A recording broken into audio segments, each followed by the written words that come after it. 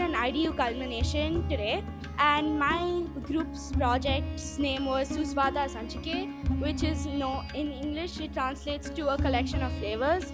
Our aim was to try and make traditional food more modernized and more open and more available to people. We thought that if traditional food makes everything healthier, why not we modernize that so that it can be both healthy and modern, and people can also eat it. Students did take an opportunity to explore why urbanization and globalization and how it has an impact on health and how it does impact the food choices and lifestyle and eating habits of people, especially the ones who are living in urban Bangalore.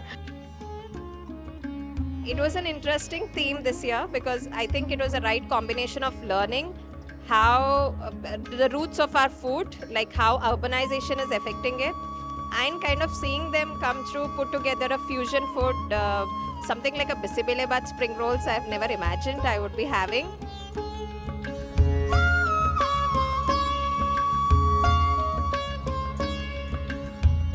You know, when we heard that it was an interdisciplinary unit, we were very stumped. I think they worked with the biology of them, the chemistry of them, the historical and the geographical significance of these dishes, where in Karnataka they were grown. So I thought the whole thing came together very beautifully.